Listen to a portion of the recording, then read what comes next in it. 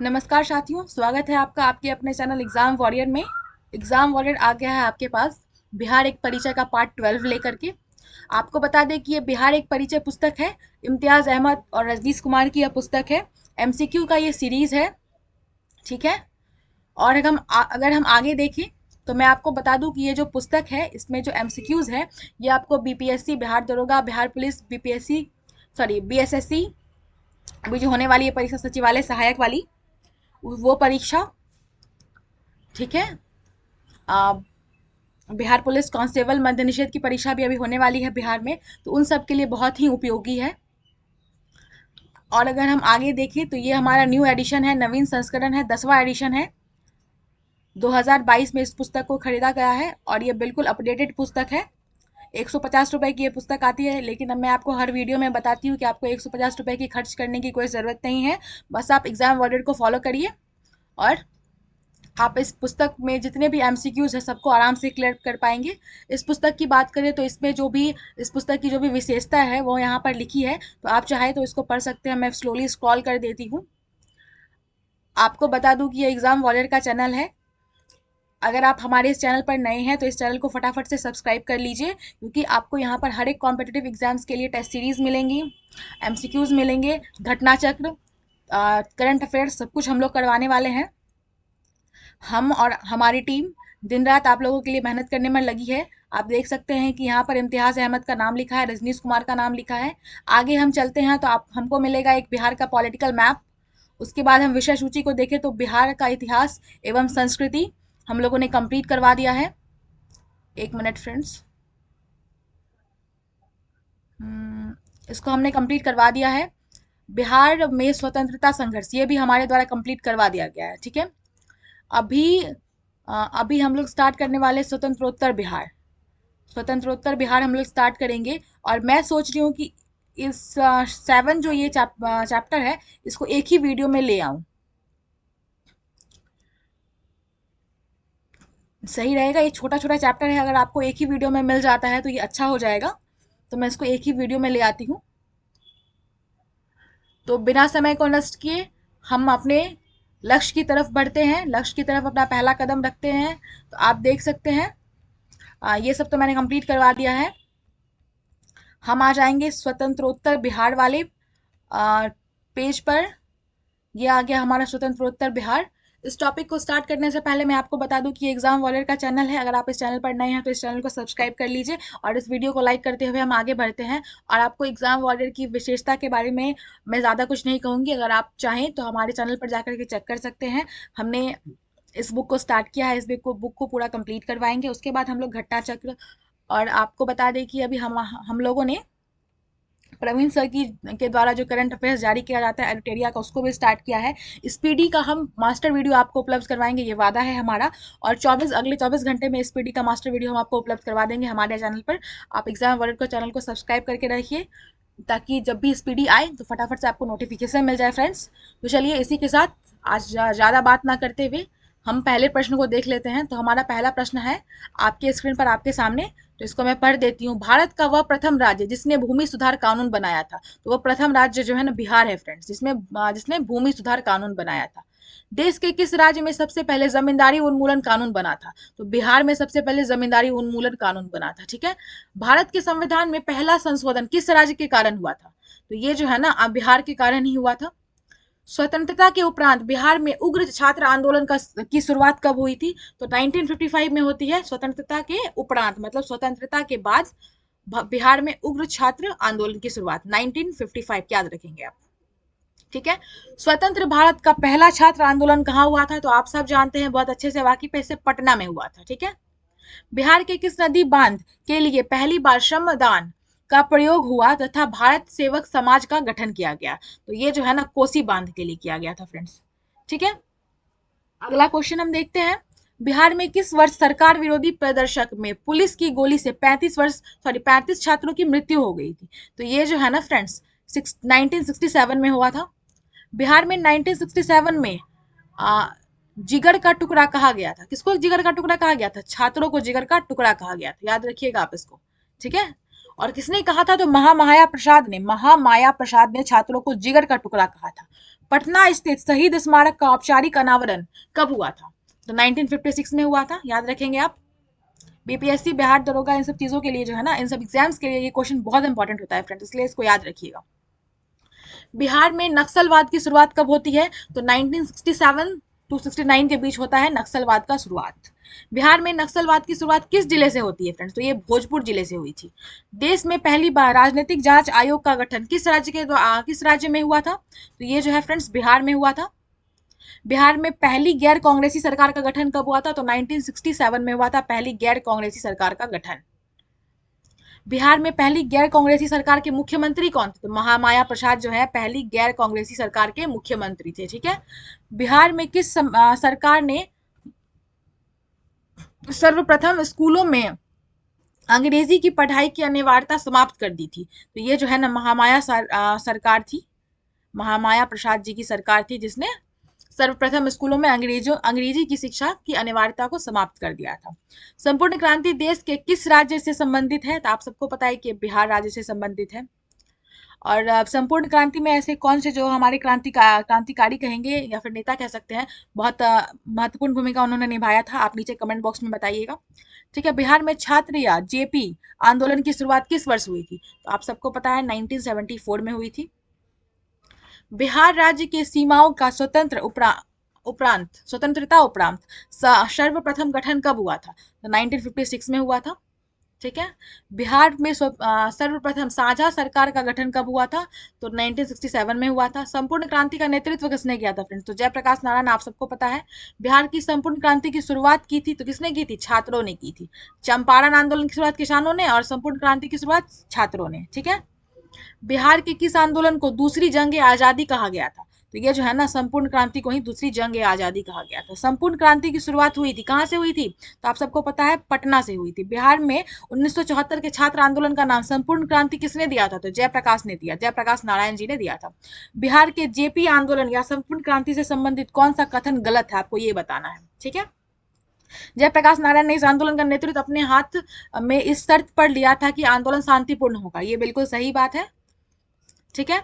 बिहार के वर्तमान नेता लालू प्रसाद यादव, नीतीश कुमार, रविशंकर प्रसाद, सुशील कुमार मोदी इस आंदोलन से संबंधित हैं, तो ये भी बिल्कुल सही बात है। यह आंदोलन सन 1975 में इमरजेंसी लगाने के कारणों में से एक था, तो ये भी बिल्कुल सही है। इसमें गलत कौन सा है, आपको गलत कथन बताना है कि कौन सा कथन गलत है। तो इस आंदोलन को कांग्रेस का समर्थन प्राप्त था, ये जो है ना ये कथन बिल्कुल गलत है, कांग्रेस का समर्थन प्राप्त नहीं था इसको। ठीक है। बिहार में संपूर्ण क्रांति का आह्वान कब हो गया था, कब हुआ था फ्रेंड्स? तो ये जो है ना 5 जून 1974 को हुआ था। बिहार में सन 1977 में किस कमीशन के आधार पर पिछड़ों के आरक्षण का आंदोलन शुरू हुआ था? तो ये जो है ना मुंगेरी लाल कमीशन थी। ठीक है। उर्दू को दूसरी राज्य भाषा का दर्जा देने वाले देश का पहला राज्य कौन था? तो ये बिहार था। बिहार में उर्दू को दूसरा राज्य भाषा का दर्जा कब दिया गया था? तो 1985 में दिया गया था फ्रेंड्स। बिहार की चर्चित गंगा जल की घटना किस जिले से संबंधित है? तो ये जो है ना भागलपुर जिले से संबंधित है। ठीक है। बिहार में बहुचर्चित गंगा जल की घटना घटी थी, कब घटी थी? तो 1980 में घटी थी। आगे बढ़ते हैं। महात्मा गांधी सेतु पुल का उद्घाटन कब हुआ था? तो 1982 में हुआ था। बिहार में अक्टूबर 1989 में सांप्रदायिक दंगे हुए थे, तो कहाँ पे हुए थे? तो ये जो है ना भागलपुर में हुए थे।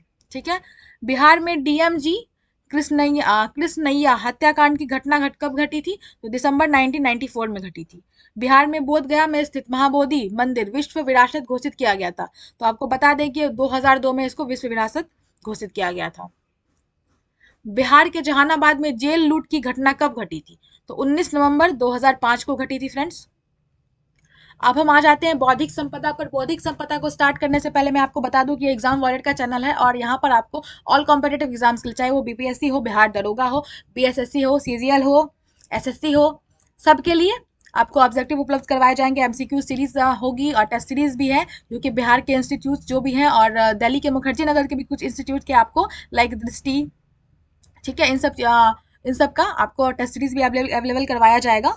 इसलिए आप फटाफट से इस चैनल को सब्सक्राइब कर लीजिए। अगर आप इस चैनल पर नए हैं तो सब्सक्राइब के साथ साथ बेल आइकन भी जरूर दबाइएगा, ताकि हम कोई नया वीडियो डालें तो फटाफट से आपके पास नोटिफिकेशन पहुंच जाए और आप हमारे इस वीडियो का लाभ उठा सके। ठीक है, तो इस वीडियो को लाइक कर दीजिए, और इस वीडियो को लाइक करते हुए हम आगे बढ़ते हैं और आपको बता दें कि आपको इस वीडियो को ज़्यादा से ज़्यादा शेयर भी करना है। और उसके बाद हम देखते हैं अपना पहला प्रश्न बौद्धिक संपदा का। बिहार का सबसे पहला महत्वपूर्ण सूफी संत थे, कौन थे फ्रेंड्स? तो इमाम ताज फकीह, ये जो है बिहार के सबसे पहले महत्वपूर्ण सूफी संत थे। ठीक है, बिहार में सर्वाधिक लोकप्रियता किस सिलसिले या सूफी संप्रदाय को मिली? तो सर्वाधिक लोकप्रियता है जो है ना बिहार में मिली थी आपको फिरदौसी को। बिहार में महत्वपूर्ण संत मुखदुम सुरफुद्दीन मनेरी किस सिलसिले से संबंधित थे? तो ये जो है ना फिरदौसी सिलसिले से संबंधित थे। बिहार के फिरदौसी सिलसिले के संत मुखदुम सुफरुद्दीन मनेरी के उपदेशों की जानकारी मिलती है। कहाँ से मिलती है? तो आपको आदाबुल मुरिद्दीन से मिलती है, मकतूबाते सदी से मिलती है, और मादनुल मानी से मिलती है, तीनों से मिलती है। बिहार के प्रसिद्ध संत मुखदुम सफद्दी मनेरी की मृत्यु कब होती, कहाँ पे होती है? तो बिहार शरीफ में होती है। दरियापंथी संप्रदाय के संस्थापक दरिया साहब का जन्म कहाँ हुआ था? तो ये जो है ना बक्सर जिले में हुआ था। ठीक है, सिख गुरुओं में सर्वप्रथम बिहार का भ्रमण किया था, तो गुरु नानक देव ने बिहार का भ्रमण किया था सर्वप्रथम। सिख गुरु के 10वें गुरु श्री गुरु नानक गोविंद सिंह का जन्म कहाँ हुआ था? तो पटना सिटी में हुआ था। उनकी माता का नाम गुजरी देवी था, याद रखेंगे आप। ठीक है, गुरु गोविंद सिंह का जन्म कब हुआ था? तो गुरु गोविंद सिंह का जन्म जो है ना 26 दिसंबर 1666 में होता है। फ्रेंड्स, सिख धर्म के किस गुरु ने बिहार के क्षेत्र में अपने धार्मिक प्रतिनिधि या मनसद भेजे? तो ये जो है ना गुरु गोविंद सिंह है, उन्होंने भेजा था। बिहार में ईसाई धर्म का प्रचार सर्वप्रथम किया गया, तो पादरियों ने रोमन कैथोलिकों के द्वारा किया गया था। बिहार में ईसाइयों का पहला चर्च कहाँ बना था? तो ये पटना सिटी में बना था। पटना में ईसाई चर्च संगठन की स्थापना हुई थी, कब हुई थी? तो 1620 में हुई थी। आधुनिक काल में ईसाई धर्म के प्रचार हेतु पटना में पद स्थापित किया गया था, तो किसको? अस्टेसियम हार्टमैन को। ठीक है, बिहार के प्रथम आर्य समाज मंदिर कहाँ स्थित है? तो ये भी बता दें फ्रेंड्स, ये दानापुर में स्थित है, और इसकी स्थापना 1885 में हुई थी, जब कांग्रेस की स्थापना हुई थी। भागलपुर में 1866 में ब्रह्म समाज की शाखा किसने स्थापित की थी? तो ये डॉक्टर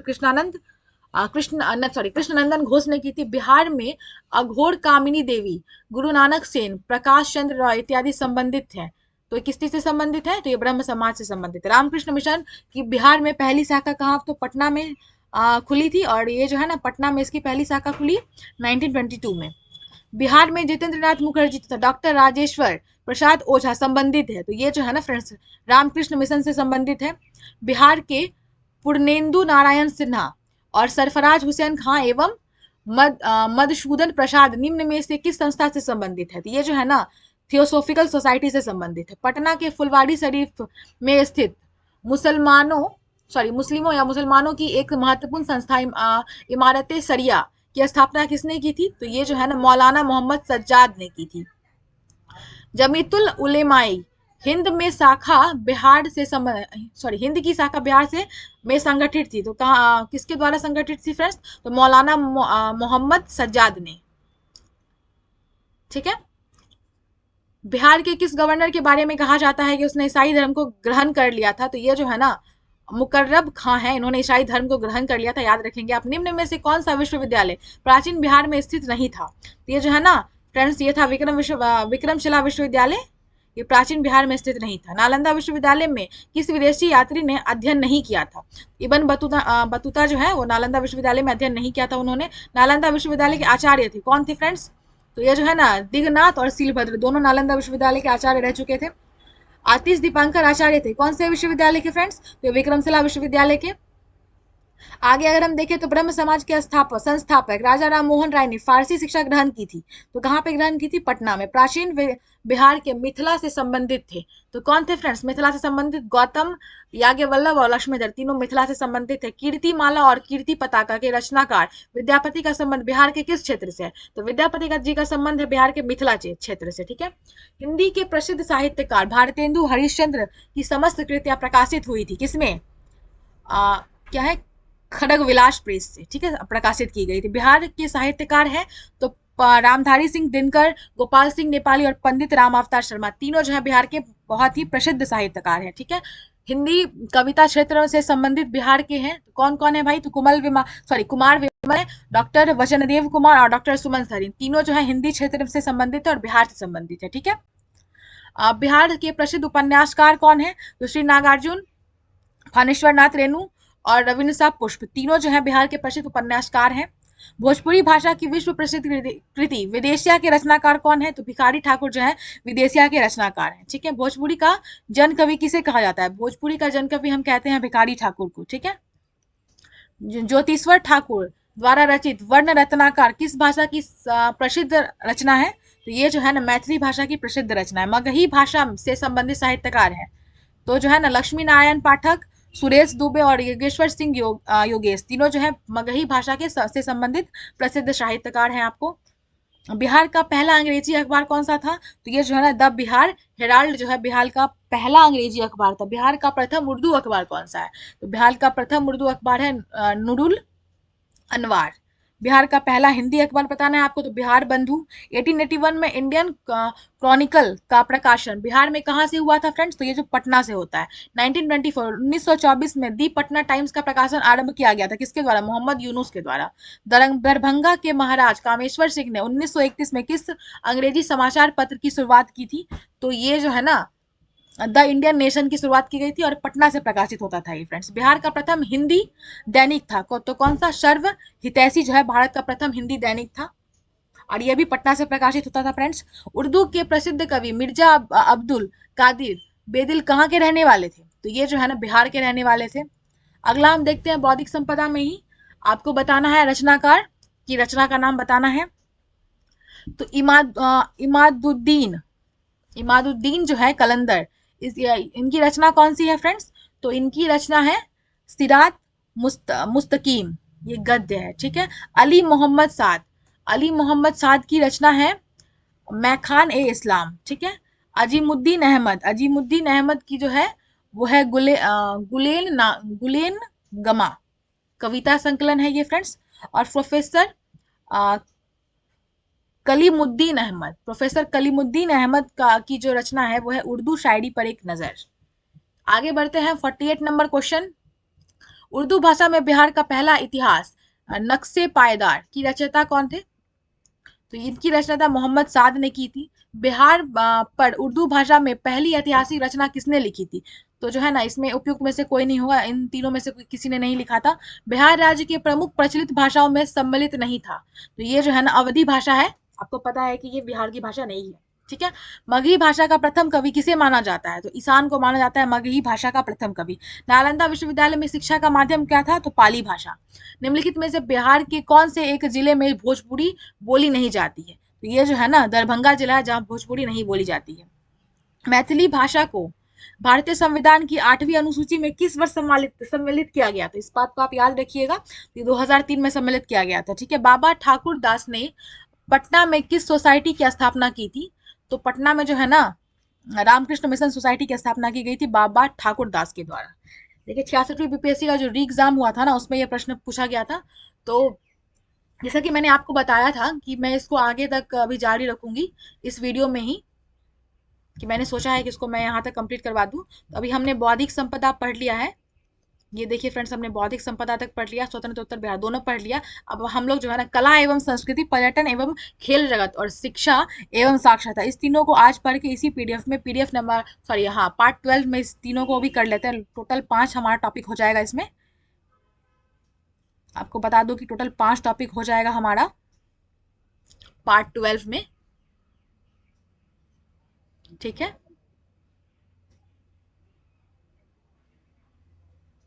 ये हो गया हमारा पार्ट 12 और पार्ट 12 में हम पढ़ेंगे आज टोटल 5 टॉपिक। ठीक है, बता दिया मैंने। तो चलिए फटाफट से ये जो 3 टॉपिक और हमारा बचा हुआ है इसको हम लोग ऐड कर लेते हैं।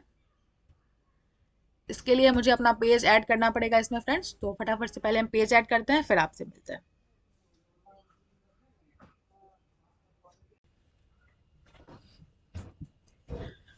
तो हमने करवा लिया है पेज ऐड और आ गया हमारा ये 5वां पॉइंट, 5वां जो टॉपिक है हमारा कला एवं संस्कृति का, लास्ट 4 टॉपिक हमने करवा दिया है, 4th नंबर तक का बौद्धिक संपदा था, अभी यह है हमारा कला एवं संस्कृति। तो आइए पहला इसका प्रश्न देखते हैं। सामा चकेवा लोक पर्व बिहार में मुख्यतः किस क्षेत्र में मनाया जाता है? तो मिथिला क्षेत्र का ये पर्व है फ्रेंड्स, मिथिला क्षेत्र में ये मनाया जाता है। ठीक है, बिहार में पीड़िया व्रत किस क्षेत्र में अत्यधिक प्रचलित है? तो ये भोजपुरी क्षेत्रों में अत्यधिक प्रचलित है। बिहार के किस जिले में बहुला त्योहार को विशेष धूमधाम से मनाया जाता है? तो ये भागलपुर का क्षेत्र है जहां पर बहुला त्योहार मनाया जाता है। बिहार में कोजारा व्रत मुख्यतः मनाया जाता है, तो ये मिथिलांचल में मनाया जाता है। बिहार में धूम्रप्रत गाने के महत्वपूर्ण केंद्र हैं, तो कहाँ पे है? अमता जो कि दरभंगा में है वहां पे भी है, डुमरांव बक्सर में भी है, और बेतिया जो कि पश्चिम चंपारण है वहां पे भी है। धूम्रपद गान याद रखेंगे आप। बिहार के मिथिला की संगीत परंपरा का प्रामाणिक इतिहास के स्रोत है, तो ये जो है ना राग तरंगिनी जो है मिथिला की संगीत परंपरा के प्रामाणिक स्रोत है। ठीक है, बिहार में ठुमरी का मुख्य केंद्र है, तो ठुमरी का मुख्य केंद्र गया है फ्रेंड्स। आगे बढ़ते हैं, 8वां नंबर प्रश्न। बिहार के पटना सिटी की किस मिठाई को तत्कालीन प्रधानमंत्री श्री अटल बिहारी वाजपेयी ने अपने पाकिस्तान यात्रा में प्रधानमंत्री नवाज शरीफ के लिए भारत से सौगात लेकर गए थे? तो ये जो है ना फ्रेंड्स, ये था खुरचन। खुरचन एक मिठाई है जो कि तत्कालीन प्रधानमंत्री थे आपको अटल बिहारी वाजपेयी, वो पाकिस्तान जब यात्रा पर गए थे तो नवाज शरीफ के लिए भारत से सौगात लेकर गए थे। खुरचन मिठाई आप याद रखेंगे। पटना कलम संबंधित है, यह चित्रकला से संबंधित है। पटना कलम के प्रथम महत्वपूर्ण चित्रकार कौन थे? तो ये जो है ना सेवक राम थे। ठीक है, अब पटना कलम शैली से संबंधित चित्रकार है तो कौन है? हुलास लाल, जयराम दास और शिव दयाल एवं ईश्वरी प्रसाद, ये तीनों जो है पटना कलम शैली से संबंधित चित्रकार हैं। ठीक है, पटना कलम चित्रकला शैली संबंधित है, तो ये जो है परवर्ती मुगल काल से संबंधित है। मधुबनी चित्रकला का संबंध किस राज्य से है? तो ये जो है ना बिहार राज्य से है मधुबनी चित्रकला का संबंध। मधुबनी चित्रकला के संबंध में कौन सा कथन सही है? तो यह लोक कला है, यह बिल्कुल सही है। इससे महिलाओं की ही पूर्ण भूमिका, इसमें महिलाओं की महत्वपूर्ण भूमिका रहती है, या फिर पूर्ण रूप से महिलाओं की भूमिका रहती है, ये भी बिल्कुल सही है। यह चित्र 2 प्रकार के होते हैं, भित्ति चित्र और अरिपन, ये तीनों जो है बिल्कुल सही है मधुबनी चित्रकला के संबंध में। अगला प्रश्न हम देखते हैं, मधुबनी चित्रकला के महत्वपूर्ण प्रतिनिधि या कलाकार है? कौशल्या देवी, सिया देवी और शशिकला देवी, ये जो है ना मधुबनी चित्रकला से संबंधित महत्वपूर्ण प्रतिनिधि या कलाकार है। ठीक है, अगला प्रश्न देखते हैं हम। प्राचीन बिहार में महात्मा बुद्ध के समय गायिकाओं एवं नर्तकियों की उपस्थिति के साक्ष्य मिले हैं, तो कहाँ से मिले हैं? तो राजगीर से भी मिले हैं और वैशाली से भी मिले हैं। बिहार का सर्वाधिक महत्वपूर्ण त्योहार कौन सा है? तो छठ है। आप सबको पता है कि बिहार का महापर्व है छठ, उगते हुए सूर्य की पूजा होती है इसमें। मधुश्रावणी पर्व विशेष रूप से मनाया जाता है, कहाँ पर मनाया जाता है? तो मिथिलांचल में मनाया जाता है फ्रेंड्स। सौराठ सभा मेला कहाँ आयोजित होता है? ये जो है ना मिथिलांचल में आयोजित होता है, और ये शादी ब्याह से संबंधित मेला है। आषाढ़ महीने के अंत में इसको मनाया जाता है। वैशाली का मेला जो चैत्र शुक्ल के त्रयोदशी को आयोजित किया जाता है, संबंधित है किस चीज से? तो जैन धर्मावलंबियों से संबंधित है। हरिहर क्षेत्र का मेला या सोनपुर का मेला आयोजित किया जाता है, तो गंगा गंडक के संगम पर इसका आयोजन होता है। ठीक है, यह भारत का सबसे बड़ा पशु मेला है, यह सारण जिले के सोनपुर में आयोजित किया जाता है। पटना कलेक्ट्री और पटना कॉलेज का भवन किस शिले से प्रभावित है? तो ये जो है ना फ्रेंड्स हॉलैंड डच के शिले से प्रभावित है। पटना सिटी से संबंधित पादरी की हवेली और बांकीपुर चर्च प्रतिनिधित्व करता है, किसका प्रतिनिधित्व करता है? तो गॉथिक शैली का प्रतिनिधित्व करता है। पटना में स्थित राजभवन, मुख्य सचिवालय तथा उच्च न्यायालय की इमारतें किस शैली से संबंधित है? तो ये जो है ना यूरोपीय पुनर्जागरण काल की शैली से संबंधित है। प्रसिद्ध शहनाई वादक उस्ताद बिस्मिल्लाह खां का जन्म कहाँ हुआ था? आपको पता है कि बिस्मिल्लाह खान जो है प्रसिद्ध शहनाई वादक है, तो इनका जन्म कहाँ हुआ था? तो बक्सर के डुमरांव में हुआ था फ्रेंड्स। ठीक है, ऑप्शन नंबर बी। बिहार की पेंटिंग विद्या कौन सी है? तो ये जो है ना मधुबनी है फ्रेंड्स। मंजूषा चित्र शैली किस क्षेत्र में लोकप्रिय है? तो ये अंग क्षेत्र में लोकप्रिय है। विदेशिया किस राज्य का लोकप्रिय नाट्य नृत्य है? तो ये जो है ना बिहार का है फ्रेंड्स, आप सबको पता है। बिहार के मिथिला में गाए जाने वाले गीत लगनी राग किस अवसर पर गाए जाते हैं? तो ये विवाह के अवसर पर गाए जाते हैं। निम्नलिखित में से कौन सी रचना फणेश्वर नाथ रेणु की नहीं है? तो विदेशिया जो है ये फणेश्वर नाथ रेणु की नहीं है। आप सबको मैंने पहले भी बताया है कि विदेशिया जो है किसकी रचना है, तो आप इसको कमेंट बॉक्स में जरूर बताइएगा कि विदेशिया किसकी रचना है। बिहार के किस विद्वान को मैथिल मैथिल कोकिल कहा जाता है? ये जो है ना मैथिल कोकिल आपको विद्यापति को कहा जाता है। जट जाटिन लोक नृत्य किस कहाँ एक मिनट, जट जाटिन लोक नृत्य कहाँ कहाँ प्रसिद्ध है? तो ये जो है ना बिहार में प्रसिद्ध है फ्रेंड्स, आपको पता है। नव नालंदा महाविहार प्रसिद्ध किसके लिए है? तो किसके लिए प्रसिद्ध है? तो पाली स्नातकोत्तर शोध संस्थान के लिए प्रचलित है। आगे हम देखें तो हमारा आ जाएगा पर्यटन एवं खेल जगत। अब हम पर्यटन एवं खेल जगत के बारे में पढ़ने वाले हैं, उससे रिलेटेड एमसीक्यूज करने वाले हैं। तो उससे पहले मैं आपको बता दूं कि एग्जाम वॉरियर का चैनल है, और आपको यहाँ पर बीपीएससी का जो भी एमसीक्यूज वाला जो बुक्स वगैरह होता है, बिहार स्पेशल के लिए हो, पूर्वावलोकन जो भी साइंस का आएगा, आपको हिस्ट्री का आएगा, ज्योग्राफी का आएगा, पॉलिटी का आएगा, ये सब आपको क्लियर करवाया जाएगा। बिल्कुल फुल पीडीएफ आपको हम पीडीएफ के साथ आपको हम वीडियो उपलब्ध करवाएंगे। इसलिए अगर आप हमारे इस चैनल पर नए हैं तो हमारे इस चैनल एग्जाम वॉरियर को जरूर से जरूर सब्सक्राइब करिए और बेल आइकन तो जरूर से जरूर दबाइएगा, ताकि हम अगर कोई भी वीडियो डालते हैं तो फटाफट से आपके पास नोटिफिकेशन पहुंच जाए और आप उस वीडियो का लाभ उठा सके फ्रेंड्स। तो आइए बढ़ते हैं आगे की तरफ और देखते हैं पहला प्रश्न। पहला प्रश्न है, निम्न में से कौन सा नाम पटना का कभी नहीं था? तो आपको बता दें कि कनिष्कपुर जो है पटना का नाम कभी नहीं हुआ था फ्रेंड्स। पटना में स्थित विश्व प्रसिद्ध खुदा बख्श ओरिएंटल पब्लिक लाइब्रेरी की स्थापना कब हुई थी? तो इसकी स्थापना हुई थी 1891 में। पटना में स्थित पर्यटन स्थल है, कौन सा है फ्रेंड्स? तो जो है ना अगम कुआं भी है पटना में, सैफ खां मस्जिद या मदरसा भी है, और तख्त श्री हरमंदिर साहब आप सबको पता है, ये तीनों पटना में स्थित है। तो ये हो जाएगा उसमें उपयुक्त सभी। निम्न पर्यटन स्थलों में कौन स्थल पटना शहर में स्थित नहीं है? तो आपको बता दें कि अक्षय वट वृक्ष जो है ये पटना में स्थित नहीं है। ठीक है। पटना संग्रहालय में पर्यटकों को देखने लायक है, तो क्या क्या है? तो दीदारगंज यक्षी की प्रतिमा आप सबको पता है कि पटना संग्रहालय में है। मुगल चित्रकला एवं पटना चित्रकला के नमूने भी है पटना संग्रहालय में, और 20 लाख वर्ष पुराना जीवाश्म वृक्ष ये भी पटना संग्रहालय में है फ्रेंड्स। ठीक है। पटना में स्थित नहीं है, क्या नहीं है पटना में स्थित? तो रोपवे ये पटना में स्थित नहीं है। ठीक है। अशोक के सिंह स्तंभ है, कहां पर है फ्रेंड्स? तो अशोक के सिंह स्तंभ वैशाली में है फ्रेंड्स। अगला प्रश्न देखते हैं हम, 8वां नंबर प्रश्न, वैशाली में स्थित निम्न पर्यटन स्थल में से कौन नहीं है?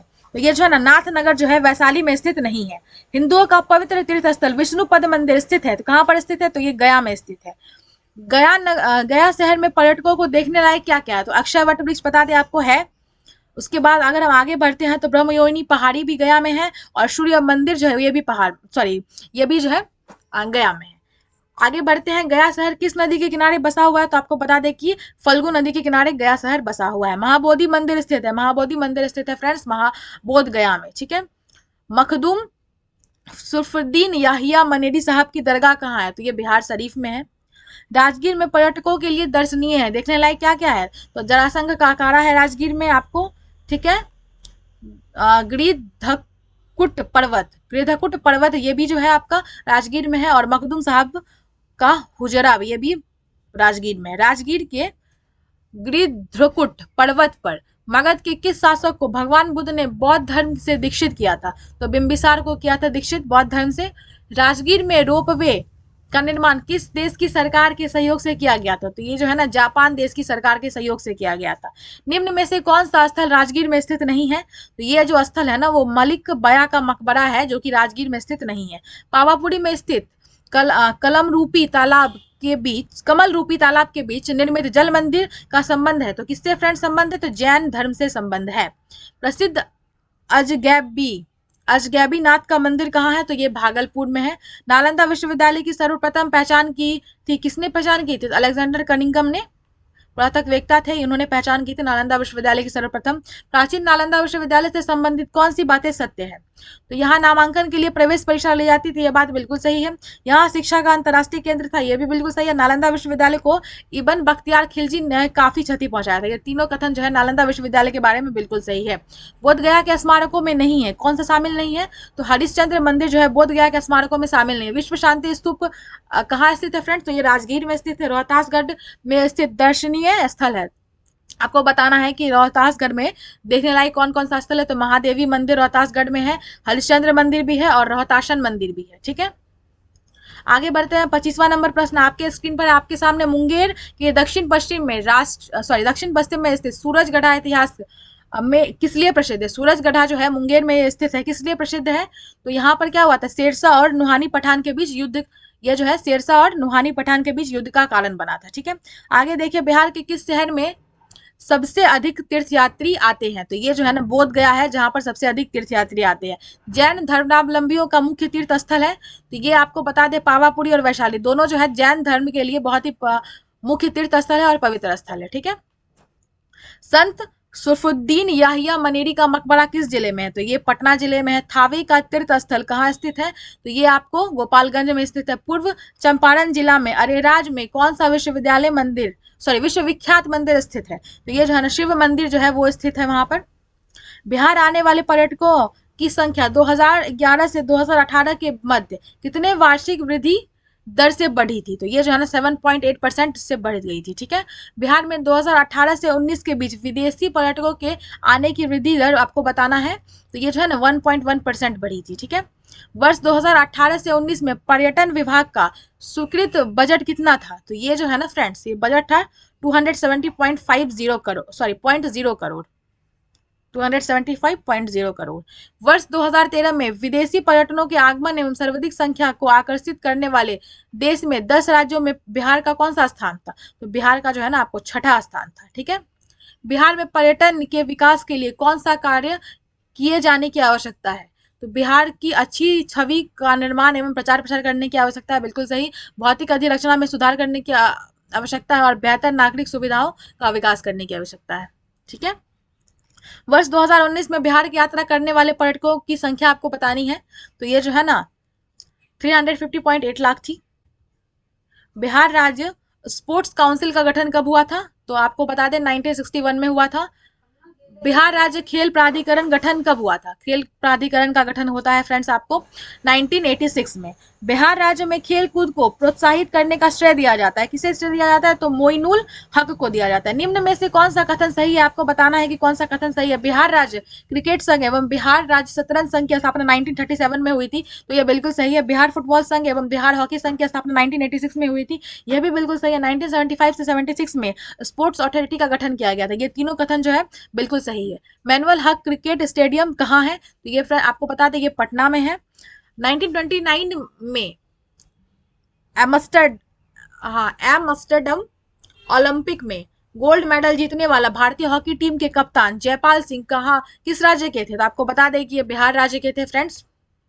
अगला प्रश्न हम देखते हैं 43 नंबर का प्रश्न है, बिहार के मोइनुल हक स्टेडियम में पहला एक दिवसीय अंतरराष्ट्रीय मैच किन दो टीमों के बीच खेला गया था? तो ये जो है ना श्रीलंका और जिम्बाब्वे के बीच खेला गया था। पटना के मोइनुल हक स्टेडियम में 1996 में क्रिकेट विश्व कप का मैच किन दो टीमों के बीच खेला गया था? तो ये जिम्बाब्वे और श्रीलंका के बीच खेला गया था। निम्न में से कौन क्रिकेट खिलाड़ी बिहार से संबंधित नहीं है? तो विजय यादव जो है ये बिहार से संबंधित नहीं है। पहला महिला विश्व कप कबड्डी चैंपियनशिप 2012 में कहाँ आयोजित किया गया था?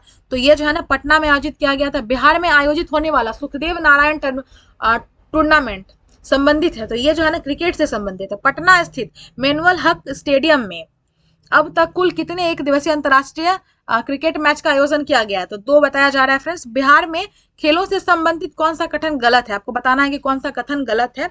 तो बिहार में विश्व कप क्रिकेट का कोई मैच नहीं खेला गया है, ये गलत है। अगला हम देखते हैं तो शिक्षा एवं साक्षरता को हम पढ़ेंगे। शिक्षा और साक्षरता को स्टार्ट करने से पहले मैं आपको बता दूं कि ये एग्जाम वॉरियर का चैनल है। यहाँ पर आपको हर एक कॉम्पिटेटिव एग्जाम के लिए टेस्ट सीरीज एमसीक्यूज अवेलेबल करवाए जाते हैं। इसलिए आप अगर हमारे इस चैनल एग्जाम वॉरियर पर नए हैं तो हमारे इस चैनल एग्जाम वॉरियर को फटाफट से सब्सक्राइब कर दीजिए और बेल आइकन जरूर से जरूर दबाइएगा। और इस वीडियो को लाइक करते हुए हम आगे बढ़ते हैं और आज का शिक्षा एवं साक्षरता जो टॉपिक है उसका पहला प्रश्न देखते हैं। तो पहला प्रश्न है, बिहार में साक्षरता अभियान प्रारंभ हुआ था? तो 1937 में बिहार में साक्षरता अभियान प्रारंभ होता है फ्रेंड्स। बिहार गैर सरकारी प्रारंभिक विद्यालय अधिनियम पारित हुआ था? तो 1976 में प्रारंभ हुआ था या फिर पारित हुआ था। वर्ष 2018 में बिहार में विश्वविद्यालयों की संख्या कितनी थी? तो उस समय जो है ना बिहार में विश्वविद्यालयों की संख्या आपको बता दें 33 थी। बिहार में साक्षरता से संबंधित कौन सा कथन आपको बताना है कि सत्य है। तो वर्ष 2011 की जनगणना के अनुसार 20 जिलों में साक्षरता दर राज्य की औसत से अधिक और 18 जिलों में कम था। ये बिल्कुल सही है। राज्य की दशकीय महिला एवं ग्रामीण साक्षरता दर में सबसे अधिक वृद्धि दर किशनगंज एवं सबसे कम पटना में रहा था। तो ये भी बिल्कुल सही है।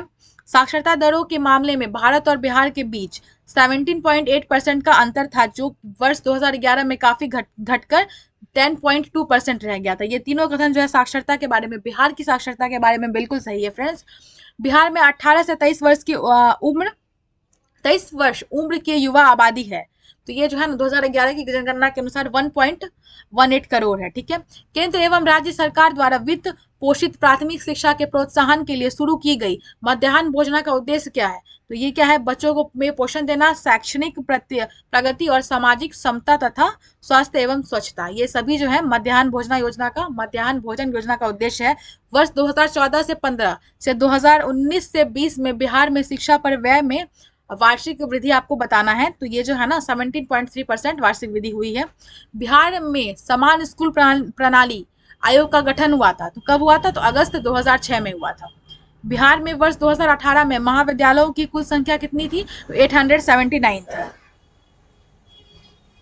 बिहार में एक अंतर्राष्ट्रीय विश्वविद्यालय है, तो आपको बताना है कि कौन सा है जो बिहार में एक अंतर्राष्ट्रीय विश्वविद्यालय है।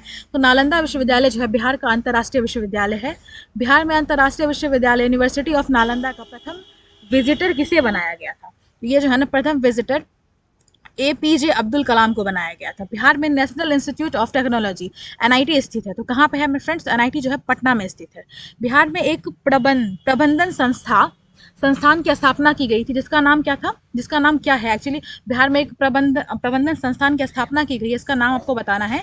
तो ये जो इसका नाम है चंद्रगुप्त प्रबंधन संस्थान IIM। ठीक है। इसकी स्थापना जो है IIM के तर्ज पर की गई थी, चंद्रगुप्त प्रबंधन संस्थान, आप याद रखेंगे। बिहार में आर्यभट्ट विश्वविद्यालय संबंधित है। तो किस चीज़ से संबंधित है? मेडिकल शिक्षा से, इंजीनियरिंग शिक्षा से और प्रबंधन शिक्षा, तीनों शिक्षा से संबंधित है। बिहार सरकार द्वारा विद्यालयों में अपनाई जा रही शिक्षक नियुक्ति की प्रक्रिया के संबंध में कौन सा कथन आपको बताना है कि सही है? तो शिक्षकों की नियुक्ति का स्वरूप विकेंद्रीकृत है तथा यह ग्राम पंचायतों एवं शहरी स्थानीय निकायों के माध्यम से हो रही है। ये बिल्कुल सही है।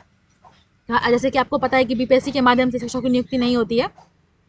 अगला प्रश्न हम देखते हैं, बिहार में स्थित पटना मेडिकल कॉलेज की स्थापना कब हुई थी? तो 1925 में हुई थी पटना मेडिकल कॉलेज की स्थापना। बिहार में प्राथमिक विद्यालयों में शिक्षक का आपको बताना है, शिक्षक और छात्र का अनुपात जो है तो 1:40, मतलब 40 छात्र पर 1 शिक्षक होने चाहिए। ठीक है। चाणक्य राष्ट्रीय विधि विश्वविद्यालय स्थापित की गई है। तो ये पटना में स्थापित की गई है 2006 में। बिहार राज्य में स्थित चाणक्य राष्ट्रीय विधि विश्वविद्यालय के कुलपति होते हैं। तो कौन होते हैं?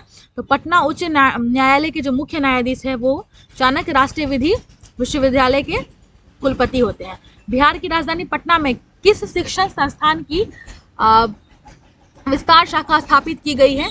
ये जो है ना BIT मेसरा की जो है ना शिक्षण संस्थान जो है उसकी विस्तार शाखा स्थापित की गई। बिहार का सबसे पुराना कृषि विश्वविद्यालय आपको बताना है कौन सा है?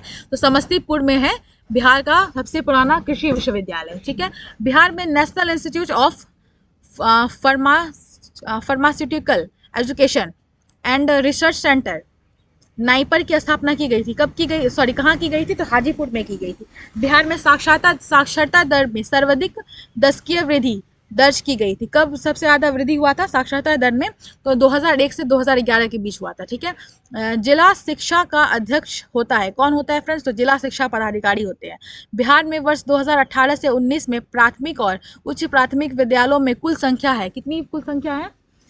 तो 80,018 है। ठीक है। बिहार में कृषि विश्वविद्यालय स्थापित है, कहाँ पर है? समस्तीपुर में। अभी मैंने आपको बताया। सन 2011 में जनगणना के अनुसार बिहार की साक्षरता दर आपको बतानी है 2011 के अनुसार कितनी थी? तो 61.8%। सन 2011 की जनगणना के अनुसार बिहार में पुरुष साक्षरता दर 71.2% और आपको बताना है कि महिला साक्षरता दर कितनी थी? तो 51.5%। 2000 की जनगणना के अनुसार बिहार में पुरुष महिला साक्षरता दर में अंतर कितना है? तो अंतर आपको बताते हैं 19.7% का अंतर है। और 2011 की जनगणना के अनुसार बिहार के किस जिले की साक्षरता दर सबसे अधिक है? तो रोहतास की साक्षरता दर सबसे अधिक है और सबसे कम साक्षरता दर जो है वो पूर्णिया का है। ठीक है। आपको बताना है कि बिहार के 4 सर्वाधिक साक्षर जिले बताना है 2011 की जनगणना के अनुसार। तो रोहतास, पटना, भोजपुर और मुंगेर। ठीक है, 2011 की जनगणना के अनुसार बिहार राज्य में सबसे कम साक्षर जिले कौन कौन से हैं? तो ये पूर्णिया, सीतामढ़ी, कटिहार और मधेपुरा। 2011 की जनगणना के अनुसार ये हमें बताना है कि बिहार में सर्वाधिक 4 पुरुष साक्षरता दर वाले जिला कौन सा है। तो आपको बता दें कि ये जो है ना, रोहतास, भोजपुर, बक्सर और सीवान है। और सबसे कम पुरुष साक्षरता दर वाला जिला आपको बताना है, ये आरोही क्रम में या फिर बढ़ते क्रम में आपको बताना है, तो जो है पूर्णिया, कटिहार, सीतामढ़ी और शिवहर। सन 2011 की जनगणना के अनुसार बिहार में सर्वाधिक महिला साक्षरता दर वाला जिला आपको आरोही अवरोही क्रम में बताना है, जो कि घटते क्रम में है। तो ये रोहतास, मुंगेर, पटना, औरंगाबाद। सन 2011 की जनगणना के अनुसार बिहार में सबसे कम महिला साक्षरता दर आपको बताना है बढ़ते क्रम में, तो ये हो जाएगा सहरसा, मधेपुरा, पूर्णिया, सीतामढ़ी। सन 2011 की जनगणना के अनुसार बिहार के किस जिले में महिला साक्षरता दर सबसे अधिक है? तो महिला साक्षरता दर जो है आपको रोहतास में सबसे अधिक है, और सबसे कम जो है महिला साक्षरता दर जो है ये सहरसा में है। सन 2011 की जनगणना के अनुसार बिहार के किस जिले में पुरुष साक्षरता दर सबसे अधिक है? तो रोहतास में सबसे अधिक है। 2011 की जनगणना के अनुसार साक्षरता दर में भारत में राज्यों में बिहार का कौन सा स्थान है? तो ये जो है ना 28वां स्थान है। सन 2011 की जनगणना के अनुसार साक्षरता दर की दृष्टि से भारत के राज्यों एवं केंद्र शासित राज्यों में बिहार का आपको बताना है कि कौन सा स्थान है। तो ये जो 36वां स्थान है। बिहार में साक्षरता से संबंधित कौन सा कठिन असत्य है? उत्तर बिहार के पुरुष दक्षिण बिहार की पुरुषों से अधिक साक्षर है, ये जो है बिल्कुल गलत है। बिहार राज्य में वर्ष 2001 से 2011 के बीच साक्षरता दर में वृद्धि हुई थी। तो कितना परसेंट का वृद्धि हुआ था? 14.8% का वृद्धि हुआ था। ठीक है, बिहार राज्य में वर्ष 2001 से 2011 के मध्य पुरुषों की साक्षरता दर में कितने प्रतिशत की वृद्धि हुई थी? तो 11.5% का वृद्धि हुआ था फ्रेंड्स। सन 2011 की जनगणना के आधार पर बिहार में शहरी साक्षरता दर कितनी है? तो 76.9% है। बिहार में 2011 की जनगणना के अनुसार ग्रामीण शिक्षा दर आपको बताना है, तो 59.8% है। और उसके बाद महिलाओं की साक्षरता दर बतानी है आपको 2001 टू 2011 के बीच बिहार में, तो बता दें आपको कि 18.4% है। 2011 की जनगणना के अनुसार बिहार के किस जिले में ग्रामीण आबादी सबसे अधिक साक्षर है? तो ये जो है ना रोहतास जिला है, जहाँ पर ग्रामीण आबादी सबसे अधिक साक्षर है। और बिहार की किस जिले में ग्रामीण आबादी न्यूनतम साक्षर है? तो ये जिला आपका पूर्णिया है। 2011 की जनगणना के अनुसार बिहार के किस जिले की शहरी आबादी न्यूनतम साक्षर है? तो ये शिवहर है। और वर्ष 2011 की जनगणना के अनुसार बिहार का एकमात्र जिला जो राष्ट्रीय साक्षरता दर से ऊपर है, तो ये जो है ना आपका रोहतास है, जो कि राष्ट्रीय साक्षरता दर से ऊपर है। बिहार के क्षेत्र में प्रथम जनगणना कब हुई थी? बिहार के क्षेत्र में प्रथम जनगणना कब हुई थी फ्रेंड्स? तो 1881 में हुआ था। 2011 की जनगणना के अनुसार बिहार में संपूर्ण साक्षरता दर में महिला पुरुष विषमता सर्वाधिक किस जिले में है? तो ये जो है ना सुपौल जिले में। बिहार में वर्ष 2012 से 17-18 तक में प्राथमिक स्तर पर बालकों के नामांकन में कितने की वार्षिक चक्रवृद्धि दर्ज की गई है? तो 0.6% की गई है। बिहार में वर्ष 2012 से 13 से 2017-18 तक में प्राथमिक स्तर पर लड़कियों का नामांकन कितने वार्षिक वृद्धि में हुआ? नामांकन कितनी वार्षिक वृद्धि हुई है? तो ये जो है ना 0.6% का वृद्धि हुआ है। देश का कौन सा राज्य 2001 से 2011 दशक में साक्षरता दर में सबसे अधिक वृद्धि दर्ज की गई है? तो ये जो है ना आपका बिहार है, जहाँ पर सबसे अधिक वृद्धि आपको दर्ज की गई है। वर्ष 2018 से 19 में बिहार में स्कूली शिक्षा के प्राथमिक स्तर पर छीनन दर थी, तो क्या था इसका? 21.35%। बिहार में वर्ष 2018-19 में स्कूली शिक्षा के प्राथमिक स्तर पर लड़कियों की छीनन दर क्या थी फ्रेंड्स? तो आप 16.77% है। बिहार में वर्ष 2018 से 19 में स्कूली शिक्षा में प्राथमिक स्तर पर लड़कियों को छीनन दर है, तो कितना है? ये 25.39% है। अगर हम आगे बढ़े तो देखिए हमारा जो अगला सवाल है, बिहार में सैनिक स्कूल स्थित है, तो कहाँ पर स्थित है फ्रेंड्स? तो गोपालगंज और राजगीर दोनों में स्थित है सैनिक स्कूल बिहार का। ठीक है, बिहार में महिला शिक्षा को बढ़ावा देने के उद्देश्य से सरकारी मध्य विद्यालयों में नामांकित 9 to 12 वर्ग की जरूरतमंद छात्रों को मुख्यमंत्री बालिका पोशाक योजना के अंतर्गत ठीक है, योजना अंतर्गत स्कूली यूनिफॉर्म के लिए कितना रुपए उपलब्ध कराया जाता है? तो ये 1500 रुपए उन लोगों को उपलब्ध करवाया जाता है। ठीक है, सर्व शिक्षा अभियान का आरंभ हुआ है, तो कब हुआ है फ्रेंड्स सर्व शिक्षा अभियान का आरंभ? आपको बता दें कि 2001 में हुआ था सर्व शिक्षा अभियान का आरंभ। सर्व शिक्षा अभियान के अंतर्गत केंद्र राज्य की हिस्सेदारी होती है कितनी? 65.35, 65:35। बिहार सरकार द्वारा लड़कियों की शिक्षा में सुधार के लिए योजना शुरू की गई है। ठीक है, तो कौन सी योजना शुरू की गई है? तो मुख्यमंत्री बालिका साइकिल योजना, बिल्कुल सही, मुख्यमंत्री बालिका प्रोत्साहन योजना और मुख्यमंत्री बालिका पोशाक योजना, ये तीनों योजनाएं शुरू की गई है। ठीक है, बिहार में समेकित शिक्षा विकास कार्यक्रम किस योजना के अंतर्गत प्रारंभ किया गया? तो ये जो है ना आपको मुख्यमंत्री समग्र विद्यालय विकास योजना के अंतर्गत प्रारंभ किया गया था। 2011 की जनगणना के अनुसार सर्व भारत की तुलना में बिहार की साक्षरता दर कितनी है? तो ये जो है ना फ्रेंड्स 10.32% है। बिहार में इंदिरा गांधी आयुर्विज्ञान संस्थान जिसे मेडिकल कॉलेज का दर्जा देने का निर्णय लिया गया है, ये कहाँ स्थित है? तो आपको बता दें ये पटना में स्थित है। वर्ष 2001 की जनगणना की तुलना में 2011 की जनगणना के अनुसार बिहार में महिलाओं की साक्षरता दर में क्या हुआ है? बहुत बढ़ोतरी हुई है। बिहार में किस आयु समूह के सर्वाधिक निरक्षर हैं? तो ये जो है ना 15 वर्ष से अधिक जो है ये सबसे ज्यादा निरक्षर है। बिहार में 2011 की जनगणना के अनुसार साक्षर व्यक्तियों की संख्या बतानी है आपको, तो ये जो है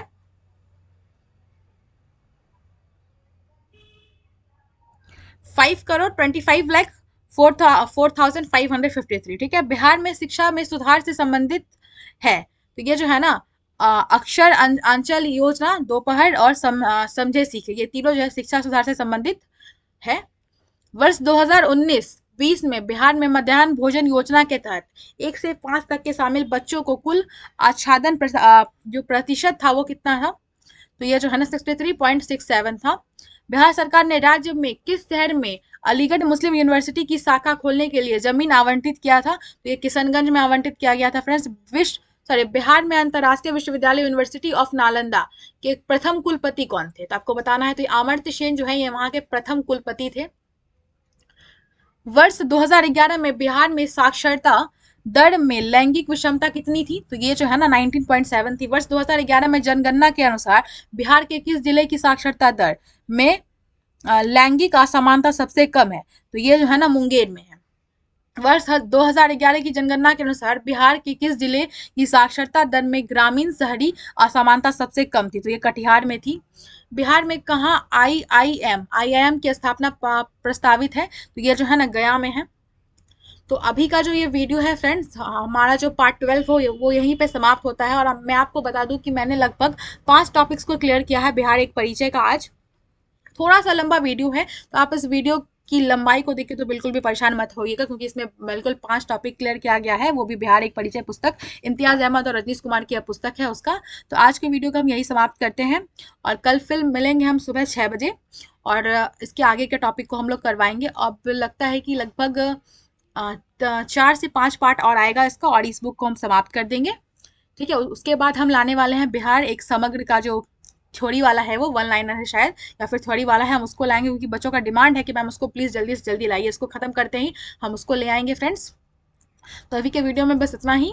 आपको बता दूं कि ये एग्जाम वार्ड का चैनल है, और आपको यहाँ पर ऑल कॉम्पिटिटिव एग्जाम्स के लिए टेस्ट सीरीज मिल जाएंगे, MCQs मिल जाएगा, और हर एक जो सब्जेक्ट है उसका पूर्वावलोकन भी हम आपको देंगे, घटना चक्र जिसको कहते हैं, वो भी आपको हम दे देंगे एज वीडियो। तो अभी के लिए बस इतना ही, मिलते हैं नेक्स्ट वीडियो में।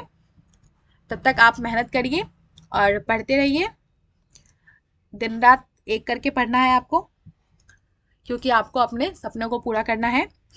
एट लास्ट यही कहना है, जय हिंद, जय भारत, धन्यवाद फ्रेंड्स, बाय बाय।